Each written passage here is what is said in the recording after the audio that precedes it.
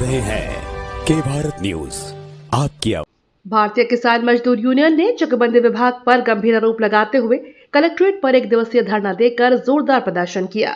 इस मौके पर भारतीय किसान मजदूर यूनियन के राष्ट्रीय अध्यक्ष ठाकुर ओमवीर सिंह एडवोकेट के नेतृत्व में चकबंदी विभाग के खिलाफ कलेक्ट्रेट द्वार के सामने धरने पर बैठे और चकबंदी विभाग में तैनात सुभाष बाबू के विरुद्ध जोरदार नारेबाजी की। इस मौके पर जिला अधिकारी को संबोधित एक ज्ञापन भी पेश किया गया। धरने को संबोधित करते हुए वक्ताओं ने कहा कि डीसी चकबंदी से संगठन के कार्यकर्ता जाकिर व रफीक निवासी ग्राम रानी नागल में अपने मूल घाटा संख्या 110 रजिस्टर ग्राम रानी नागल को मूल जोत पर ही अपना चक रखने की मांग की। इस संबंध में राष्ट्रीय अध्यक्ष ठाकुर ओमवीर सिंह के साथ डीसी मुरादाबाद से मिले और कहा कि हम अपने चक मूल घाटे पर ही रखना है।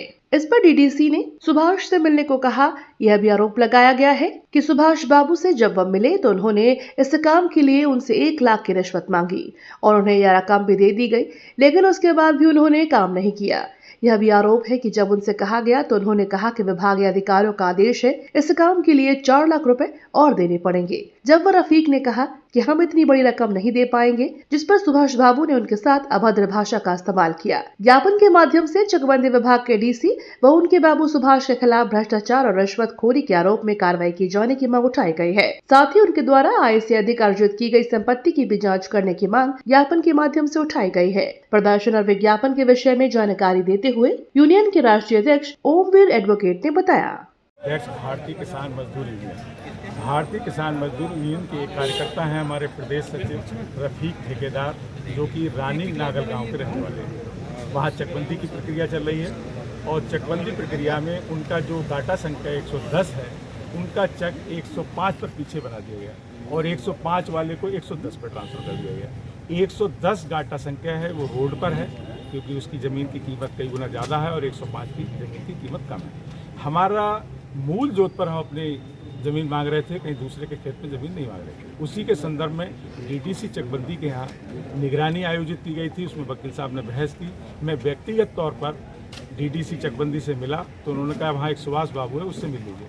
सुभाष बाबू के पास गए तो बोला भाई कुछ खर्चा पानी करना पड़ेगा। तो हमारे जो रफीक ठेकेदार थे, जाकिर भाई थे, 1 लाख रुपये हमने उसको सुभाष बाबू को दे दिए। बोले आपका काम हो जाएगा, आपका चेक आपके स्थान पर कट जाएगा। 4-5 दिन बाद जब हम आए दोबारा से तो बोले भाई आपका काम नहीं हो पाएगा। हमने भाई क्यों नहीं होगा? तो बोले कि वो दूसरा पक्षकार जो है वो 5 लाख रुपए दे के गया है, तो 4 लाख रुपए और दे दीजिए, तब हम उसके पैसे वापस कर देंगे, आपका काम कर देंगे। हमने कहा भाई हमारा जायज़ काम है, यही दे दिए, हम तो देते ही नहीं रिश्वत, तब भी दे दिए तो मैं यही बहुत बड़ी बात है। लेकिन उन्होंने कहा नहीं। बोले फिर हम चकबंदी से मिले, डीडीसी चकबंदी से मिले तो उनका भी रवैया हमारा ठीक नहीं था और फिर उसने कहा कि 1 लाख रुपए अपने वापस ले जाइए। लेकिन हमने उस पर उसी बात को लेकर के थोड़ी सी कहा सुनी हुई, क्योंकि हमने कहा हमने पैसे काम कराने के लिए दिए थे, वापस लेने के लिए नहीं दिए थे। तो बोले नहीं अब मैं आपके पैसे भी वापस नहीं दे रहा तो क्या कर लोगे? मैं कोई रिश्वत आपने किसी के सामने थोड़ी दी है, कोई प्रूफ थोड़ी है, मैं ये भी मना कर देता हूँ तो क्या करोगे आप? तो उसने वो 1 लाख रुपये भी हमारे रख लिए और सुनने में यह आया भी आदेश नहीं हुआ कि आदेश होने की कगार पर है दूसरे पक्षकार के। अभी रोक रखा है डीडीसी ने, लेकिन संभावना, क्योंकि जैसे उन्होंने बताया, स्पष्ट कर दिया कि आपका नहीं होगा। ज्ञापन के माध्यम से क्या मांग है? ज्ञापन के माध्यम से ये मांग है कि जो सुभाष बाबू है और डीडीसी चकबंदी है, इसके खिलाफ सुभाष बाबू हैं कम से कम 5-6 साल से पूरे जिले की यहाँ पर दलाली बैठ करके ये करता है। 4-5 दलाल लगा रखे हैं, वही सारा पैसा इसे ला करके इकट्ठा करते हैं। कई करोड़ का व्यक्ति है, मेरे से कह रहा था अगर मेरी नौकरी से सस्पेंड हो जाऊंगा तो मेरे को कोई फर्क नहीं पड़ने वाला, मैंने कई करोड़ रुपए कमा लिया। तो इसकी न्यायिक जांच हो, इसकी जो बेनामी संपत्तियां इसकी भी जांच हो सुभाष बाबू की, और डीडीसी के खिलाफ भी इनकी जांच के उपरांत इनके खिलाफ कानूनी कार्रवाई की जाए और हमारी मांग पूरी की जाए, हमारा चेक अपना यथास्थान पर रखा जाए।